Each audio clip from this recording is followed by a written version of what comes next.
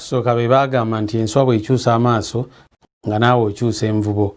Embeera ey'obusomesa bwe yakwatibwako omuggalo abasomesa nti bakyalina we bakakkalabiza gwa nnoni, abamu ku bo ne batakula emitwe babeeko kye bakola. Alan Obo omutuuze ku mutala Nakapinyi ogusangibwa mu ggombolola y'Enama mu disitulikiti y'e Mukono kyokka nga musomesa kwe kuyiiya atandika okukozesa obucupa obwa pulasitiika mwattu n'abukola ne buvaamu omulimu nga busobola okuzimbisibwa ennyumba.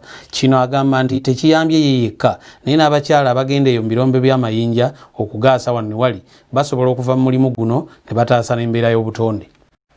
Ekiseera kino eky'omuggalo kizibudde abasomesa amaaso nga beenyigidde emirimu egitali gimu okwongereza ku gye babadde bakola egy'okubangula abaana b'eggwanga. Buli woyita obucupa bwa plastic obuteekwamu amazzi ne soda kw'okuba amaaso era omusomesa ono akwataganye ne banne ne babukuŋŋaanya bakolemu ebirala nga bataasa n'obutonde bw'ensi. Encouraging teachers to work hard, to think creatively. Alan Obo yakuguka mu ssomero lya Fine Art era azimbisa obucupa buno amayumba ng'okukola bino asinziira Nakapinyi mu ggombolola y'Enama mu Mukono district. Ebizimbe byaffe tubizimbisiza cupa ate tubizimbisa n'emiti gyaffe egya bulijjo. Kiruma nnyo nti Katonda ensi yaffe agiwadde emikisa mingi. Tutugate tulina mirimu kituufu emirimu gibuze naye nze mulindowooza nti abavubuka tuyinza okwebeereramu n'obaako ky'osobola okulowooza okukola n'okikola. Kati nze bino ebizimbe mbijje mu kulonda cupa, nonda bulungi cupa kukubo ze batutte mu myala n'enzironda. Ekirowoozo eky'okuziteekateeka akifuna avudde mu musomo gwa mwoyo gwa ggwanga ekyankwanzi era batandikira ku nnyumba y'omukadde nga mu nkola eno bakyusiza abakyala babadde mu mayinja abamu nga babegasseko. When we finished constructing the old woman's house, we thought we would end with that project. We had given an offer to the community. We had retrieved over 10,000 plus bottles, and we thought it was the end.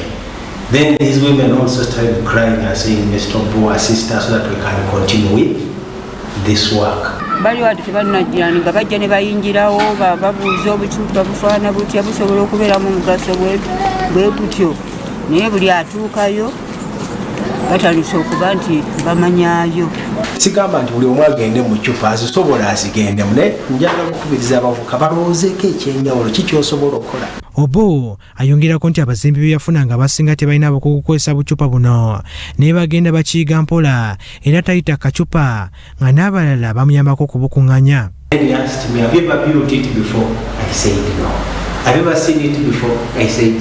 But I said we are going to build it. So we first built our house.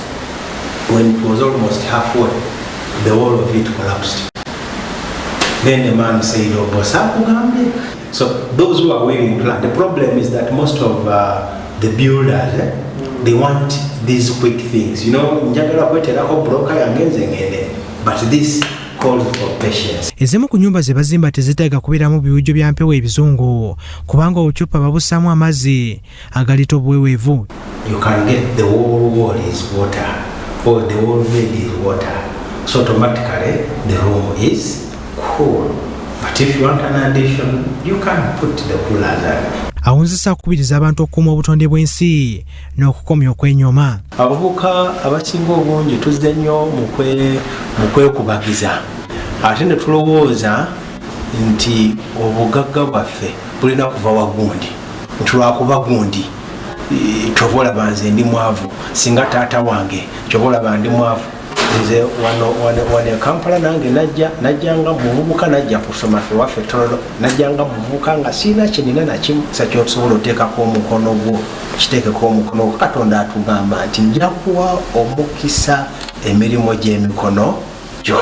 Mukyala we bakolera wamu eraliko byalambise ne yegattibwako n'abalala abaganyuddwa mu kuzimbisa obucupa obwa plasitiiki era kati ekitundu kimanyiddwa ng'ekyobucupa. Ate abaana abali ku kyalo n'abakyala tuba tubawadde ku mirimu naye bwe twatandika okikola ne tuzimbira omukadde oyo akayumba ne kalabika bulungi nnyo naffe ne tuwulira nga tusanyuse. Bya Eric Yiga, Salt TV, Omunnyo.